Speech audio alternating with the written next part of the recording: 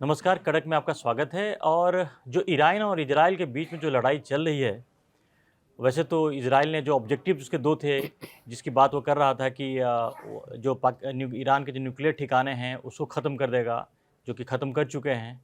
और ईरान को काफ़ी हद तक उन्होंने इस तरह से नुकसान उनका किया है, बावजूद इसके ईरान जो है वो पीछे हटने को तैयार नहीं है और ये लड़ाई कहीं से थमती हुई दिख नहीं रही है।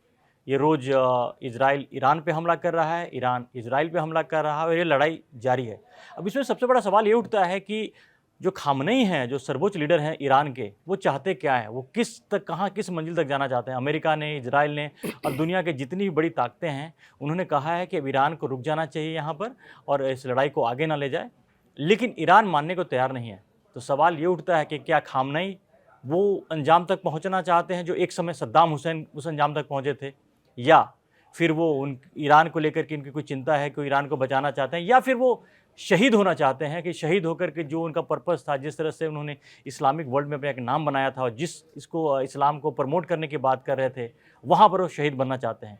ये तमाम सवाल ऐसे हैं क्योंकि जब तक खामनेई, अब ये पूरी जो लड़ाई है उसका जो वो कहते हैं ना कि बॉल अब खामनेई के कोर्ट में। संजय जी, ये भी लग रहा है कि खामनेई अब क्या हासिल कर सकते हैं यहाँ पर, जिस तरह से जो उनका 20 वर्षों का मेहनत था, जो न्यूक्लियर जो हथियार बना रहे थे, वो ध्वस्त हो चुका है, प्रूफ हो चुका है, पूरी दुनिया जानती है। अब वो इज़राइल से लड़ के भी वो क्या हासिल कर लेंगे और किस तरह के, जिस तरह से धमकी भी दे रहे हैं कि अमेरिका को अटैक करेंगे, अगर जितना अटैक करेंगे तो अमेरिका और आप पे अटैक करेगा।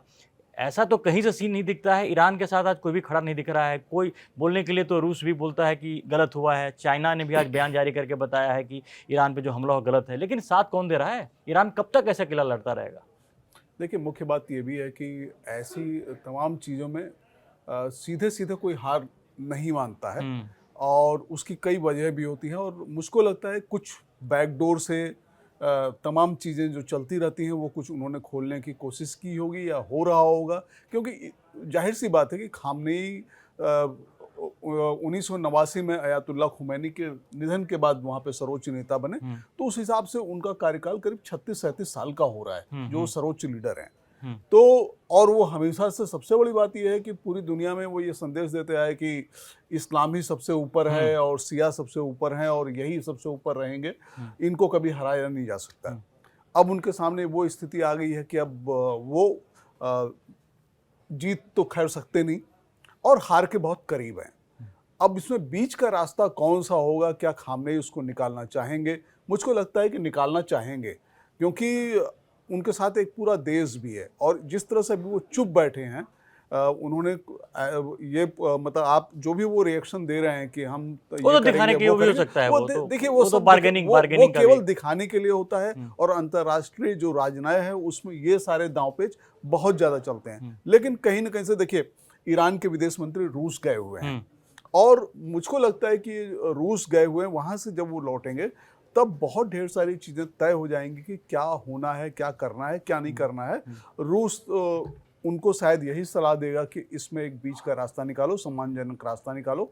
और अब इसमें देखिए, मुख्य लड़ाई किस बात की थी कि ईरान के परमाणु रिएक्टर जहां पर ये लग रहा है कि परमाणु बम बना सकते हैं उसको खत्म कर दो, और वो चीज़ हो चुकी है। तो मुख्य अब इजराइल भी मुझको लगता है इस पे संतुष्ट है, अमेरिका भी इस पे संतुष्ट है। अमेरिका ने तो यहाँ तक कह दिया है कि अगर लड़ाई खत्म हो अगर गई है। अगर इलेक्ट्रिक पर्पज से अगर परमाणु, अगर उसको, अगर रिएक्टर को बनाना चाहे तो उसके लिए उसको छूट देगी, लेकिन कभी भी हथियार बनाने की जब बात आएगी तो उस लेवल पे छूट, उनको यूरेनियम संवर्धन की जो बात आती है बार बार, वो छूट नहीं मिलने वाली है। और आपने पुतिन की बात की, पुतिन ने भी ये कहा, जब पुतिन से एक सवाल किया गया कि भाई आप इजराइल पे क्या वो, कि नहीं, तो पुतिन का ये कहना था कि जो यहूदी हैं वहाँ पर इजराइल में काफ़ी संख्या में रूसी यहूदी हैं, रूस वाले यहूदी हैं, तो उन्होंने कहा कि उस पर कैसे करेंगे। देखिए, तो नेतान्याहू खुद, उनके जो वंशज थे वो रूस में रहते हाँ, थे। हाँ। तो वो वहां से माइग्रेट करके वो जो है अमेरिका गए या अमेरिका से फिर इजराइल आए। तो वो देखिए, हाँ, ईरान के जो 3 पॉसिबिलिटी थी, जो 3 देश साथ दे सकते थे, 3 तो नहीं, मैं 2 ही बोलूंगा मेजर, एक चाइना और एक अमेरिका।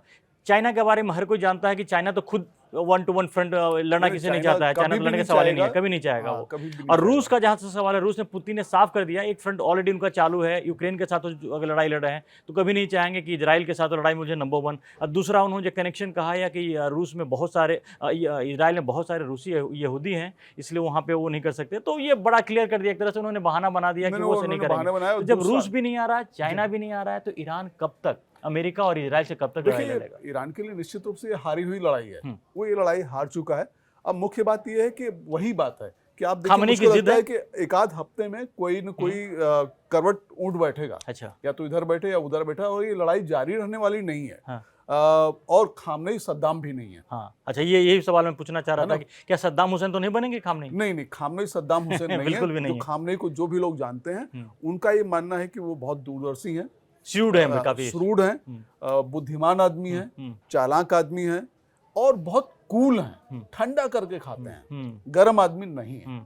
हाँ, वो तो है ही कि ये सबको पता भी होगा कि उनका एक हाथ एक मस्जिद में एक बम विस्फोट हुआ था, उसके बाद वो काफ़ी मरते मरते बचे थे खामनेई, और उनका एक हाथ अभी भी काम नहीं करता, और राइट हैंड उनका भी काम नहीं करता, बाएं हाथ से ही, और ज़्यादातर वो बातें इशारा से बात करते हैं या बाएं हाथ से वो करते हैं, तो बहुत ही उस तरीके से। लेकिन सबसे बड़ी दिक्कत आज ईरान की तारीख में कि अगर जिस तरह के बयान आए भी हैं कि वो लड़ाई लड़ते रहेंगे, छोड़ेंगे नहीं, लेकिन जिसका नेता ही अगर बंकर में छुपा हुआ हो, अगर सामने कहीं नज़र नहीं आ रहा हो, आप कैसे अपने सेना को या और लोगों को आप मोटिवेट कर पाओगे कि वो लड़ाई लड़े? वहीं दूसरी तरफ बेंजामिन नेतन्याहू को देखिए, जहां जहां अटैक होता है, अगर ईरान ने अटैक किया, वो खुलेआम घूम रहे हैं, अपनी सेना को और अपने लोगों को मोटिवेट कर रहे हैं। तो वो कहीं से भी दिख नहीं रहा है कि ईरान के युद्ध में है। बिल्कुल बेसिक अंतर है। देखिए, एक तो यह है कि इजराइल की जनता पूरी तरह से नेतन्याहू के साथ है, और उनको भी लग रहा है कि देखिए कि हमारे यहाँ जो भी दिक्कतें पैदा हो रही हैं प्रॉक्सी वार के जरिए, उसके पीछे कहीं ना कहीं ईरान है। तो ये सब चीज़ें साफ हो जाएं, ज़्यादा बेहतर है। और दूसरे,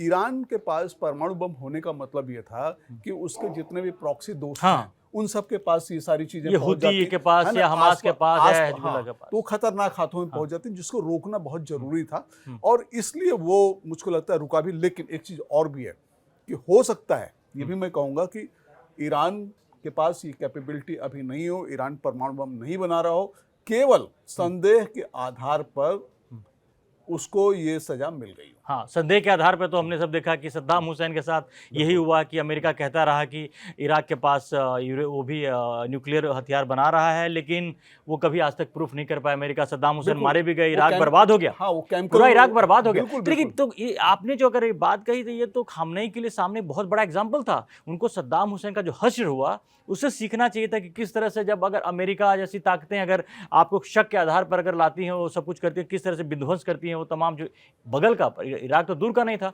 लेकिन एक फर्क भी है कि तब जब इराक सद्दाम हुसैन के साथ अमेरिका कुछ कर रहा था, तो यही खामनेई चुपचाप देख रहे थे, मजे ले रहे थे, क्योंकि सद्दाम हुसैन को भी दुश्मन अपना मानते थे, इराक को अपना दुश्मन मानते थे। तब तो उन्होंने एक तरह से चुपके अमेरिका का साथ दिया था, और आज वही स्थिति किया गया। ईरान और इराक के संबंध उस समय बहुत खराब थे। दोनों स्कड मिसाइल एक दूसरे पे मारते रहते थे, सारी चीजें चलती रहती थी। देखिए, एक तो बात यह है कि ये जो अकड़ है, मतलब कि हम तो श्रेष्ठ हैं, इस्लाम श्रेष्ठ है, हम कैसे हार मान लें, एक तो देखिए दिक्कत वहां भी है। और हकीकत यह है कि ईरान में अंदर से लोग शायद नहीं चाहते हैं, वो बहुत मुश्किल जीवन गुजार रहे हैं पिछले कुछ 1.5 दशक 2 दशक से, जब से उनके यहाँ प्रतिबंध है। वहां पर लोग पैसे बहुत कम पाते हैं, खर्चे बहुत ज्यादा हैं, महंगाई बहुत ज्यादा है, महिलाओं को दबा के रखा गया है, तो जीवन बहुत अच्छा वहां पर नहीं है। वहां के लोग भी बदलाव चाहते हैं, क्योंकि बदलाव चाहते हैं। संजय जी, ये भी हुआ ना कि आपने तो ज्यादातर पैसे को आपने हुती को, हमास को, नजीबुल्लाह को, मतलब आपने, और ये सवाल ईरान में भी उठता है। हाँ, कि हम तो हम मुश्किल जीवन जी रहे हैं, और आप पैसे वहां पे दे रहे हो, आप पैसे वहां पे दे रहे हो, तो ये इसका क्या मतलब और ये भी जो न्यूक्लियर ताकत बनने के लिए भी ईरान ने बहुत खर्च किए, मतलब अरबों डॉलर उस पर खर्च किए, और वो सारे खर्च पर आकर के अमेरिका आता है, एक बम मार दिया और 2 बम मार के उसने सब कुछ खत्म कर दिया, पानी कर दिया। तो एक तरह से जितने पैसे वो सारे बर्बाद हो गए। तो अब तो खामनेई की हालत ये है कि आप ना घर के रहे ना घाट के रहे।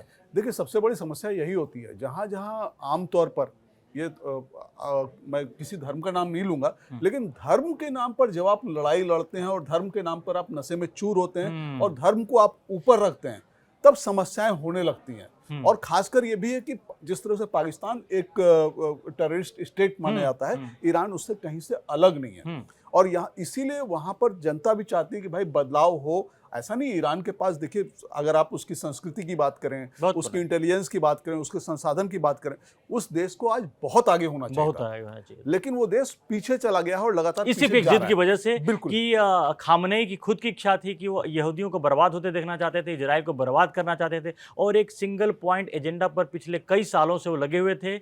लेकिन हुआ ये कि जिस जिस प्रॉक्सी को उन्होंने खड़ा किया, इजराइल ने उसको भी तबाह कर दिया, और अब इजराइल ने ईरान में भी बहुत ज़्यादा तबाही लेकर आया है।